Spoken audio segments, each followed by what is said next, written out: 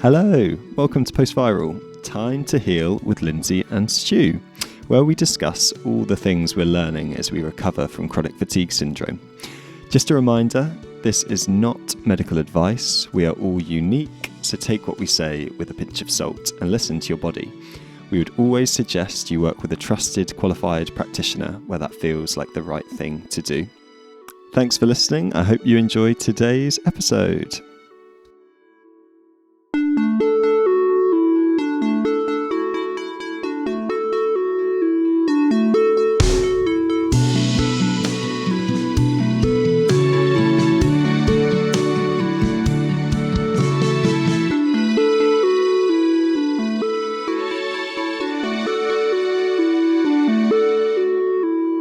Hello, everyone. Hey, Lindsay. Hi, how are you, Stu? Yeah, I am doing okay. Yeah, I feel How that about too. you? Yeah. Yeah, I'm doing okay. Just so the listeners know, it's taken us like a month since our Yeah, at intro one. least. I was thinking one of the worst things about having chronic fatigue in this condition is where you make plans, then you have the kind of anxiety around, should I do it? Should I not? Is it going to make me feel better? Make me feel worse? Like, do I commit? Do I not? And I definitely feel that a bit. Like, I'm really excited about what we're going to talk about today. But like all plans and the joy of this condition. Yeah, it's such a hard decision. And I just feel like usually the best like strategy is to err with caution. Like if you're really not feeling good, it's probably best to just rest, because if you're stressed out while you're doing the thing, it's just going to make it worse. But if you can really just do it and be in the moment, then I find sometimes then it can be better. But yeah, I think so. It's an art, isn't it? Yeah. And really accept that either way you're going to be okay. Nice tie-in. Yeah, how are you feeling about today's episode, talking about acceptance? Well, I told you, like, I kind of made this onion like diagram of like the layers of acceptance. This was all like a month ago when I felt really good, and I was so keen. And I read Tara Brach's book Radical Acceptance, and I was just like, every like few pages, I was like, I gotta say that. But yeah, I'm a little more distanced from it now, so maybe that's a good thing. But yeah, acceptance, I think, is a good way to start off, because it's the hardest thing, I would say, and it's the most important thing. What do you think? In a way, I think it's quite helpful that we've almost reflecting back on that state of mind and how I was feeling then with a bit of time. For me, I kind of think acceptance, it's not a once and done, is it? It's almost an ongoing choice. It's not about resignation that, you know, you're resigning yourself to this illness and this life, but it's about accepting kind of where you're at and the state you're in. It's a ongoing choice and it's not easy. Well, yeah, and you feel like you're so good at it, and then you have a big crash or something, and all of a sudden you're right back there in that desperation feeling of like, somebody save me. Oh, sounds so familiar. But yeah, to kick us off, Lindsay, what can we learn from the animal kingdom about acceptance? Well, I think we mentioned it in our first episode.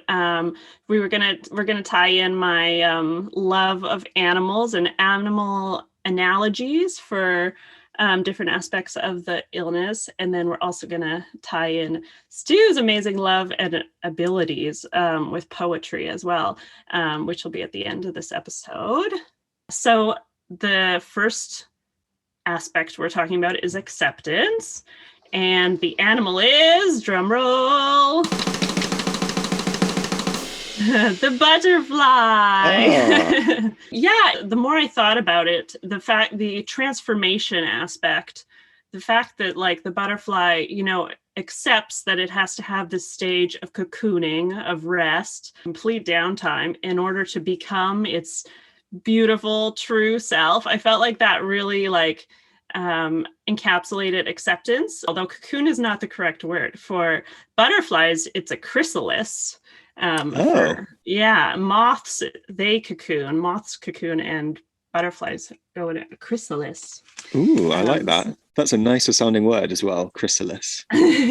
yeah. Weirdly, over the course of the month, different like butterfly facts have come my way that are relevant to acceptance. Oh, And great. Yes. so you start, obviously, butterflies start off as a caterpillar, Mhm. which is about 2 weeks where they voraciously eat everything that they can. And It's I kind only of, 2 weeks. Wow. yeah, I know. They don't actually live very long. Like in total, it's about a month and a half that a butterfly lives. Yeah, I kind of was thinking about the voracious eating kind of as like how we were before we were ill, this achiever pattern of like, yum, yum, yum, yum, I gotta eat up Yeah. the entire world. And they don't really know why they're doing it, but they just like keep eating. But then after like 2 weeks, they start to go into their chrysalis. And then it's like a few weeks of Okay. just, they just have to grow and rest and accept that this is what's happening in their life. This is not what's going to happen forever. This Nice. is not accepting that this is their fate, of Mm. course, but they're accepting that this transformation time is necessary for them to become their true selves. Ah, nice. You get it. You get it. They're in there for a few weeks, which is actually quite a long period of time, considering their lifespan is only like a month and a half or so. And I'm not saying that you're going to be sick a long time. Some of us are, though. Yeah. But the most beautiful thing is when they become a butterfly, when it happens, butterflies are the full spectrum of colors, and their intense, amazing colors are either to scare off predators or to attract mates. But I really like the idea of their full colors, and yet at the same time, they're also transparent. You're going to see all these metaphors for me as I'm building them. Not only are they transparent, insanely colorful, but the colors and the transparency is between these little borders. You know how they have like different, like the little borders that separate the colors? Okay. So those are their boundaries. Look at me Oh, making right. Okay. all of these. So I was thinking about how, yeah, once we become our true butterfly selves, once we're able to get past this chronic fatigue and learn all the lessons that the universe is driving into us in the meanest way possible, we're able to be our true selves, our beautiful, colorful selves, scare off the people that aren't worth our time, keep within our boundaries, and be able to be Mm. transparent about our true selves. So anyway, those are all my little like insanely over anthropomorphizing and metaphorizing, but anyways. Does that make sense? Yeah, you brought it home. Did I? Wow, Okay. that's so much already. Nice. I That's liked what you were saying about the amount of time that caterpillars stay in their chrysalis compared to all of the almost like achiever pattern, the consumption and the constant go go go drive before. Actually, mhm. the rest stage is just as important and productive, and it's given kind of more time or more attention, which throws into question, how our world and our society and how we live, what we value culturally Oh compared yeah. to in the animal kingdom. Absolutely. Yeah. Rest is definitely not valued in our culture and our society. And that's spot on. I was listening today to an audible on anxiety by Barry McDonough, and he was using the kind of age-old quote of what you resist persists, but what you accept transforms. And so listening to Mm, your butterfly, I think, yeah, that's pretty relevant there. yeah. And that's really the whole thing about acceptance. Hey, the quote that I love about acceptance is the Carl Rogers one. The curious paradox is that when I accept myself just as I am, then I can change.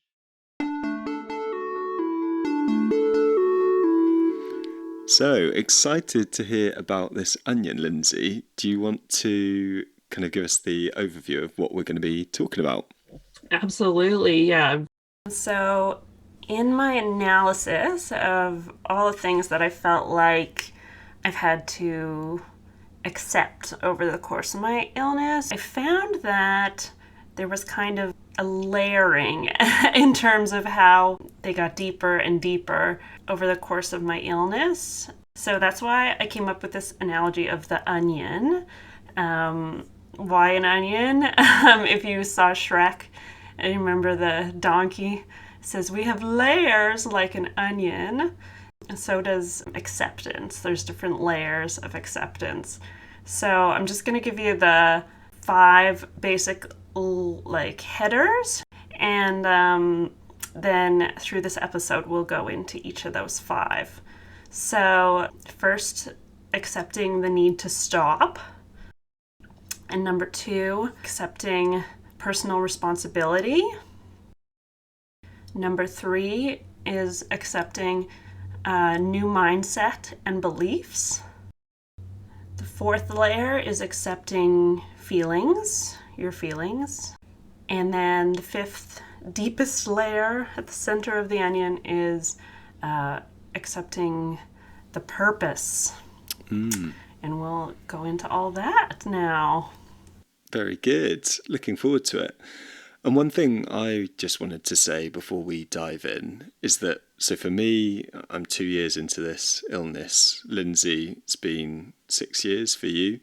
And conscious there will be some people that potentially listening who it's been 20 years, 30 years, sadly.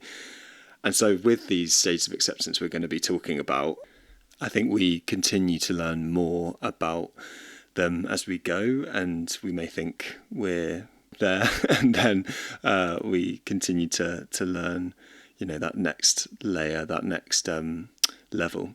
So I just wanted to draw attention to that and say that. But why don't we dive into the first level of acceptance around needing to stop? What did that look like for you, Lindsay? Yeah. It was really interesting. When I was first sick, I went to a therapist because I was looking for a therapist. I knew I was kind of going crazy about this whole thing happening. And I found a therapist who had CFS. So I was like, perfect. So I went to her and I was like in a state in her office, just like, oh, I'm so sick and I can't, doing the whole thing. And all she had to say to me was, I think you need to work on acceptance. It was so funny, the state I was in at that time, because I left that meeting like with a big F you, I am not accepting this. That is not what I'm doing. I'm going to get through this. I'm going to beat this. I totally did not understand, and she didn't obviously explain well what acceptance meant. So I really want to make sure that our listeners understand that acceptance has nothing to do with accepting that, oh, maybe I'll get better, maybe I won't. It's not really like that at all. Yeah. For me, that took me, I don't know for you, Lindsay, but 9 months at least for me. At the beginning, I was almost in denial, distracting myself. I mean, terrified as well about what's the beginning of my illness, what is going on. Doctors couldn't answer me, doing numerous tests and kind of continuing trying to live my life as I knew it. Distracting myself, pushing through, trying to exercise. The comfort eating as well, and the drinking to kind of numb the pain. And it wasn't actually until I remember having a conversation with a friend where just explaining everything going on, and her face was just so, the more I was talking, just clearly really feeling for me through talking to her and talking about the state I was in. It was like talking about another person and then being like, well, of course, to another person, I would say here, you need to stop. You need to stop working. You need to realize that, this isn't necessarily going away, and focus on your healing right now. And Gabor Mate, who I talked about in the first episode, he says acceptance is showing the compassion to yourself that you would show to other people, which is often the hardest thing to do, because even though we know something might be objectively true, we think, oh, but in my situation, I couldn't do that because I have to work, or I have to, I'm this type of person. I'm a doer, or I'm responsible for my family. And so in the needing to stop phase, I don't want to underestimate, there's a massive mental hurdle and almost an identity hurdle, because there's probably a lot of guilt tied up in this. You might be, I don't know, a mum, or you might be, feel like you're driving something forward at work or whatever it is. And you need to actually say, actually, it's not self-indulgent to stop now to prioritize my health. Actually, I need to do this to accept where I'm at, and it will equip me better to help others and myself in the longer term. Yeah, well said, for sure. Yeah, I totally agree. That first year, well, when I had that first big crash again, and then I still worked through that whole year full time. And then I would just come home and I would just like go straight to bed and sleep and like stress really until the next work day. And it was just constantly killing myself. And yeah, it took me at least like over a year and a half, 2 years, maybe even to like, to finally quit that job and start to just be like, okay, I need to show myself that compassion for sure. And you look back now and you think, how how did we go on? How did we do that? But the human body is incredibly resilient, I guess. It is, and like weirdly smart. Oh yeah, 100%. And a big part of this stage for me was actually, I think, just learning to be aware of my body and realize that you can't just push through this, but actually kind of taking notice of what's going on. For sure. Accepting, okay, right now my body is telling me something. I have insane fatigue. I need to do some things to work on it. I have all these symptoms. I need to work on this. But you're accepting I'm in this state. I will figure it out. But this is where I am right now. Like Tara Brach says all the things that acceptance is and acceptance is not in her book. So what it is bringing attention to our capacities and limitations without giving our fear-based stories the power to shut down our lives. But what it's not, what I see my brother doing a lot, unfortunately, he has MS. And for him, he has a very fatalistic view of his life, which is like, well, this is my lot in life. Like, this is the way it's going to be. I'm meant to suffer, these things, like, this is, what I mean? So that's so tough, isn't it? It's the healthy tension between it's not resignation. But it's that accepting how things are now, but that things could be different in the future. Not making, what Tara Brach says, it's not making us passive. So it's more of a first step is like, and then once we've done that acceptance, then you're able to like smartly think about what action to take. And it's not indulgent. So I find what my brother does is it can be a little indulgent when my brother does this, like, no, this is or it also with the eating, say you're addicted to eating or something, which is a problem I have sometimes. It's not like, oh, I'm just a compulsive eater. That's just the way it is, It's not that. Does that make sense? Yeah. And that was actually a big thing for me. I was kind of before I started to try and find a way out of this, the miserable pit of an illness. I was always someone that was like, oh, well, I just can't change my diet. I've like tried before and it hasn't worked. And I used to bite my fingernails quite a lot. And I would think, oh, I've tried before, it's failed. I can't possibly do it. And then actually through learning more about acceptance, actually realize, oh, that's a story that I've told myself. And actually I have a lot more agency here. And my nails are actually now quite nice. So oh, nice. Now I love the story.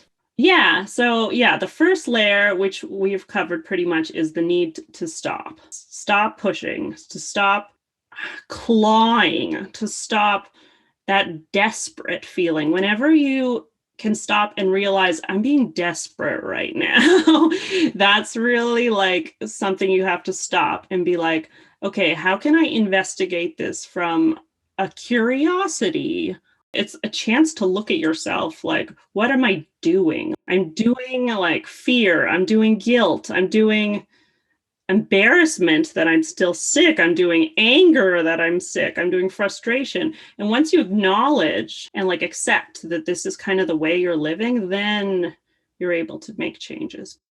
But yeah, well, then it leads into like the second one, which I think you're really good at explaining, which is personal responsibility. So I'll let you go for that. Okay. So for me, I accepted that I needed to stop. And so what that looked like is giving up a lot of independence. I stopped working. I moved back home.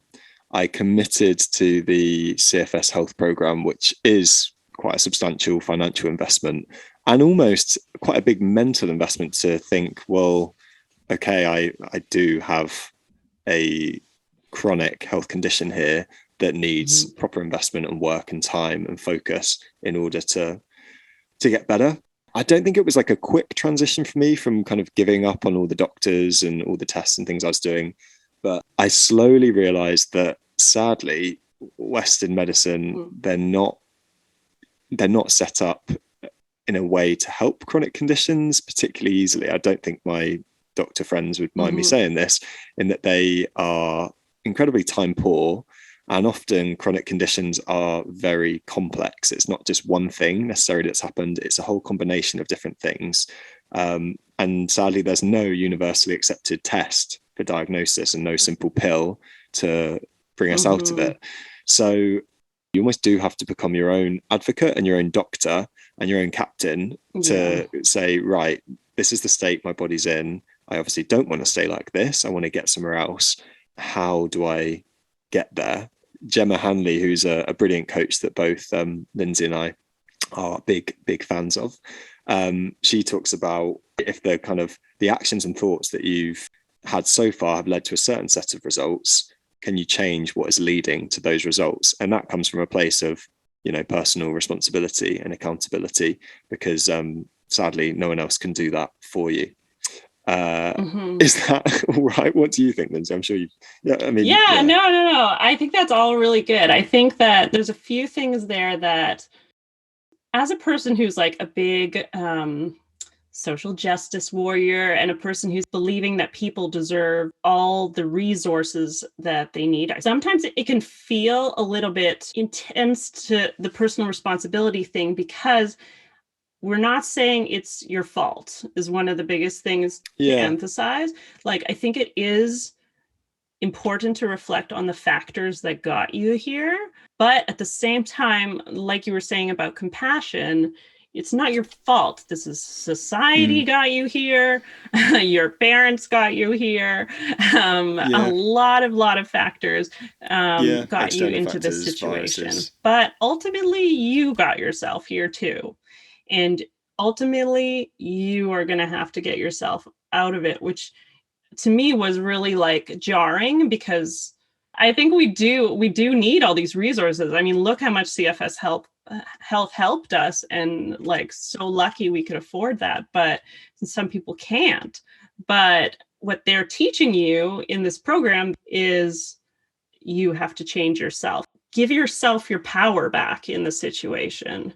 You're not only externally looking like, who can help me, but like, what can I do? What resources can I take advantage of in order to help myself from a like curious point of view, not a, oh God, this better save me kind of thing. Yeah. And understand that there's always choices. There's always a choice. So anyway, those are all. No, I think that's a really important point. Thank you. It's not about blame of like, you know, blaming yourself for what you've done before. I mean, you may have limited options because, sadly, this is a debilitating illness, but there are still some options within that, which is not always easy to see. I remember having a conversation with one of my friends who has twins, and she was talking to me very openly about how it's difficult because she saw mums with one child, and like she felt, I can't necessarily do all the things that I'd like to with because I have to juggle two children and I can't give them both the same attention. But what I was talking about that I'd been thinking about was how powerful it can be to focus on what you can do. So even when your choices are limited and what you can do because you haven't got the energy, there are still things you can do. And that perspective change, as I mean, it sounds we're chucking a lot of like fridge magnet quotes at you, but I do think it does it for me. It really helped, and I know for her, after she reflected on it, it really helped her too. And the other thing I was thinking as you're talking there with personal responsibility, James Clear, he writes this brilliant book called Atomic Habits, which it really helped me thinking about I can't necessarily change my habits, but actually breaks down the science of this is how you can do it. And one of the things he says is that almost no one wishes that they'd waited longer before they start something, which is really true. I think in my life, so many things that I've put off. When I've done it, I'm like, oh, why didn't I do that sooner? Yeah. But I'm sure he talks about it in his book. I'm just assuming that. But like, why? What is it that's stopping you? Like, why are you in this? And like, really get down to your psychology of like, oh, I was using this as a comfort because this is hard. And it's true, it is hard. It's so hard. Nothing we're talking about is easy.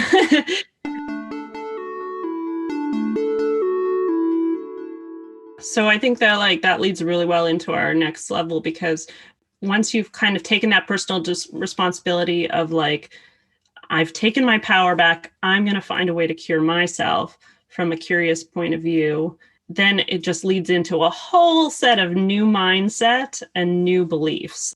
The main thing is that belief that you can heal. Yeah, that's massive. It sure took me a long time to truly believe it. You know what I mean? Like, you hear so many stories of people who've been sick for so long that it's really hard, but you gotta believe it. You can heal and you will heal. That's why we were emphasizing last episode. Keep watching those recovery videos of people who have recovered. And I think with that too, that accepting your mindset and your belief systems, the knock-on effect that has to your health, almost how you got to where you got to because of your beliefs and thoughts and your mindset.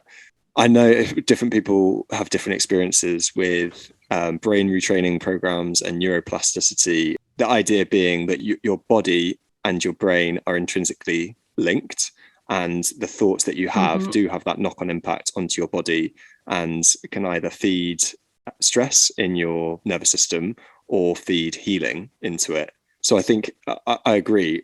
Realizing that this could be true for me, that I could recover, was really big. Will recover. Well, I mean, it is good because it's still a choice, isn't it? Yeah. In terms of it's the responsibility that is a day by day conscious decision. I do think there's this big link between your mindset, your beliefs, and your health. And knowing that you are or you can get there. Yeah, like I mean, as I said last episode, I isolated myself on this island for 3 years, away from friends, away from other people, just in this like stubbornness of I'll heal myself in nature. I don't, but really I was avoiding. I didn't want to be around my friends doing fun things. I was avoiding, anybody having to take care of me. I didn't want to be that person, quote unquote. And really my mindset, was so depressing being there all by myself for 3 years. I'm not surprised. It affects your health so much. Yeah. And I just it was so hard to make friends because I was so sick. And then it's this cycle, right? Because then you get sicker. Yeah, no, I think environment is something we'll go on to talk about in this podcast series, no doubt, and how important that is. But yeah, because it's all linked, isn't it, as you're saying, and what you were getting at there as well, like isolating yourself away so not to be a burden. I suppose counterintuitive one again, where it's like you take responsibility by accepting that actually for a while you may need to be cared for by others. I know, it was so hard for me. Yeah, and I'm sure a lot of people listening, they're kind of type A personality, achiever personality, maybe caregiver as well, and used to taking care of others. And so that, needing to have honest, open conversations with friends, with family, with work, whoever it is, that's really crucial. But again, not an easy one. Well, it's actually like so huge. And it was a big change for me. And I do think it was our lovely Jenna Hanley who really, she makes you go down layer by layer of like, what if this? What if this? And she goes, so what? So what? And every layer you get down, like, what if I'm like bedbound? And so what? It's really hard because you're like, I want to live my life. You start to realize like, oh, like there is an element of not seeing myself as worthy if I'm a person who is bedbound, or I don't feel Yeah. like I deserve to like be cared for, or as a burden. I don't feel like I have intrinsic Hmm. value. And those are totally incorrect. You are worthwhile as a person just because you are a person. And you don't even know the effect you could have on other people's lives, even if you're bedbound. Like, Yeah. it's quite amazing, actually. I feel like since I've been sick, I've been able to help more people in my life than before, which is when I was like, I want to help people. Yeah, absolutely. I agree. Um, I was just going to ask, you explained this quite well about acceptance, thinking about kind of beliefs and of suffering versus pain. You, Yeah. Yeah, in terms of pain and suffering for me, that was a Buddhist concept that for some reason it was a huge click. And some of these things just have to click in your mind to cause real change. It's a Buddhist knowledge that like pain does not equal suffering. Suffering is a mindset. Anything that we feel we're out of control of, we can construe into a suffering, right? So for me, I used to have quite a lot of pain, especially in my legs, a lot of fibromyalgia, like pain. But interesting when I was like, okay, but the suffering is actually a choice. Like, obviously, this is to a point. Like, if you're in extreme pain, or, and we're talking about like chronic pain, but the suffering is a choice. And you can be like, hey, I feel pain, but I don't have to suffer. I'm making that choice. And to me, that somehow made a huge difference. And I have like no pain anymore, well, pretty yeah, much. yeah. So, I mean, I still have some issues, but yeah, it's weird. I don't know. It really was a click moment for me. So yeah, that's one thing. It just, there's little things within this mindset and new beliefs like that one that can really help you.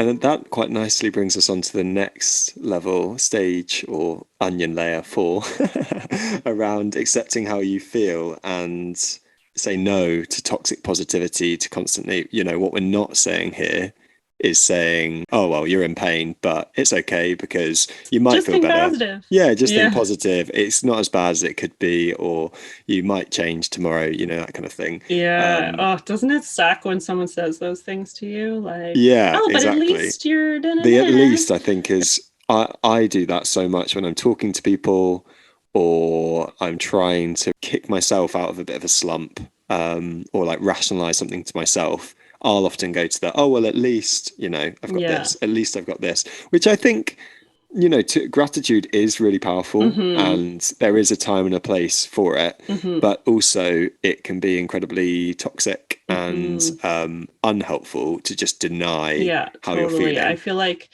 it was so interesting, the progress of my illness, because I did a brain retraining course like Yeah. three years ago or so. So that was very much the level up of the, we were talking about new mindset, new beliefs, really instilling in you so deeply that like, I am healthy. You're like saying it over and over. I'm fine. I'm fine. Any sad emotion, angry emotion, you're supposed to just like push it aside and put yourself into happy mode, right? It did work for me for a while. Like, I was getting better and better and better, and it feels good when you're doing Really? it. But then I had a huge crash again. It was like a drug change, and my body crashed. And oh my God, like picking myself up out of that depression, out of that. Yeah. And that's really when I learned, just within the last year and a half, the importance of, hold on, like, yes, all that positive psychology stuff is all well and great, but you actually also need to feel your feelings first. Like, you need to listen to your body. give yourself a little bit of time to feel those feelings, and then you'll notice that they'll actually pass. It's actually something with grieving they found in grief science, that like people need to be able to express how they feel, to feel how they feel, to be comforted in order to get past this terrible stage that they're in. No, completely. I mean, I was thinking as you're saying that there is a grief cycle to this illness, isn't there? There's that you go through, you grieve all the things you've Yeah. lost. But yeah, I mean, I felt like my body was so foreign to me until I started to pay attention, really. I fortunately didn't go straight into the positive thinking your way out of this thing. But like had to really almost learn to get to know myself, like physical sensations in my body, pain, but also other feelings too. Mm-hmm. Yeah, my history with anxiety and what that can look like, and having panic attacks at different points. I think that's been, I remember I got to a point where I was like, oh, maybe the anxiety and the chronic fatigue are linked. Like, that was a revelation for me. But it's like, well, obviously they're both happening in your body. Your body stores up all these things. And I suppose, we talked about trusting your gut a bit in the first episode, and that I think comes down to listening to your body. Try things, be curious, maybe try different like foods or supplements or whatever it is. But your body is intelligent and your body will give you information. And then it's up to you what you do with that information. It's all learning. You either take that on board or you don't. Yeah, totally. Yeah. My friend Alana, who's recovered from CFS after like 10 years, she was sick. And yeah, she said that to me, like, your body knows what's wrong. Like, and I was like, it's so weird for you to say that. Just literally Thursday found a specialist who validated that my neck was a huge part in my illness. It's just so interesting, so validating that, yeah, I kind of always knew that. But learning to really listen to yourself is, oh man, it's really challenging. Yeah. And it is funny that not it sounds a bit harsh, but it is funny that it takes an external specialist, quote unquote, to like come in and tell you almost what you already know. Like Yeah. you already knew it, but to be like, right, yeah, vindicated. Now let's do this. Well, yeah, like, because it's like, how am I? And I actually, about 3 years ago, after my car accident, went to another therapist who was like a somatic one, because I was already interested in this like idea that emotions manifest in your body and stuff like that. And she was like, oh, so where in your body do you feel that? And I was like, I don't know. Like, I just couldn't, like, I wasn't able to like tune in at all. And I didn't even get what she was trying to get me to do at that point. So anyway, we're going to talk more on another episode, all about like how to both get more in touch with your feelings and also like how to process them, because I think there's like a whole episode there. So we just wanted to bring it up as a layer of like, I think that's the second last layer of accepting, is accepting that not only do you have to change your mindset and beliefs and stuff, but you have to also accept that your body is telling you something, and all these feelings are based in some kind of truth. Yeah. Thoughts aren't always based in truth, I would say. That's very important. Like our thoughts are definitely sometimes ridiculous, but our feelings are based in some kind of truth. Yeah, I think so. And I think for me, I know like with my anxiety, it's been banging on the door for quite a while, and it takes a while to pay attention.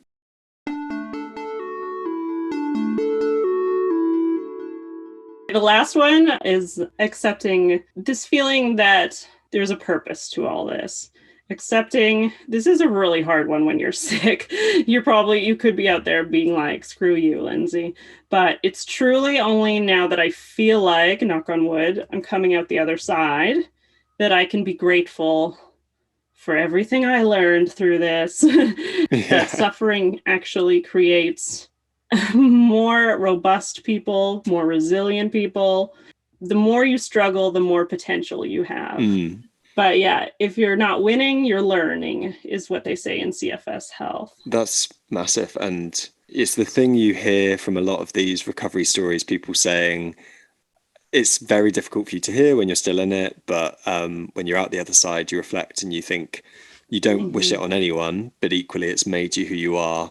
And almost like, why do you love yourself? Why are you proud of yourself? Well, look at everything you've overcome and what Yeah. it's shaped you into. But I mean, actually, similarly, I don't know where I am in my healing journey, recovery journey. Like everyone, I think it's kind of ups and downs.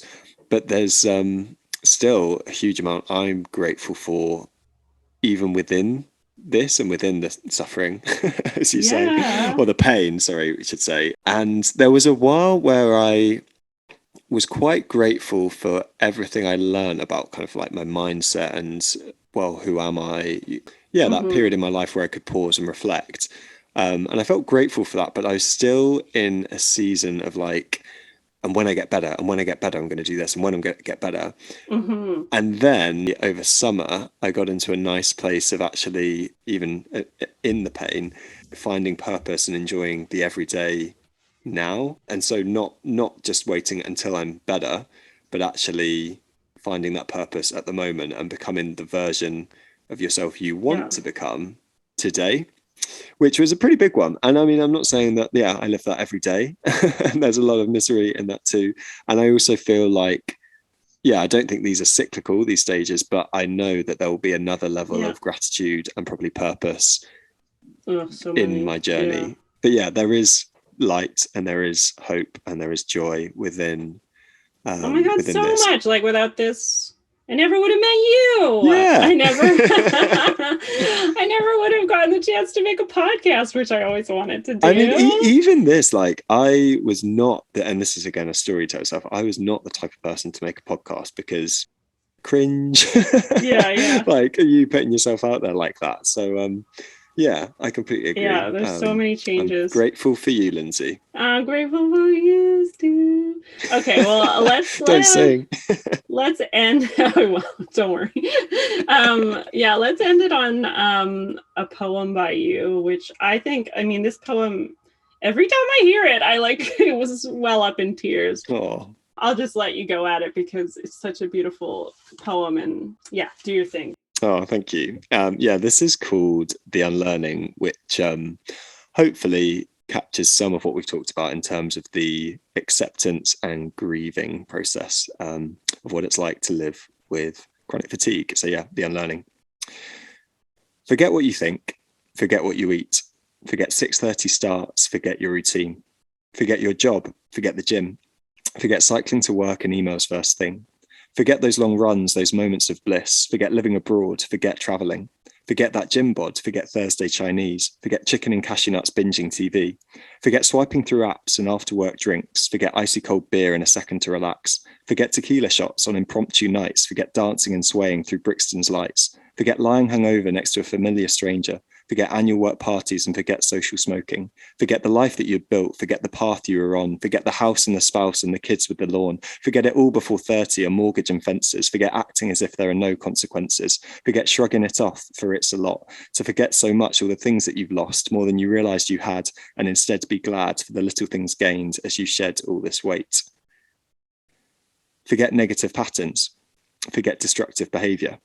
Forget people-pleasing and perfectionist labor. Forget all those fears, your underlying beliefs. Forget FOMO, missing out, and pent-up old griefs. Forget toxic relations and unhelpful prognoses. Forget foregone conclusions and the body you're supposed to have. Forget working yourself raw for approval and applaud.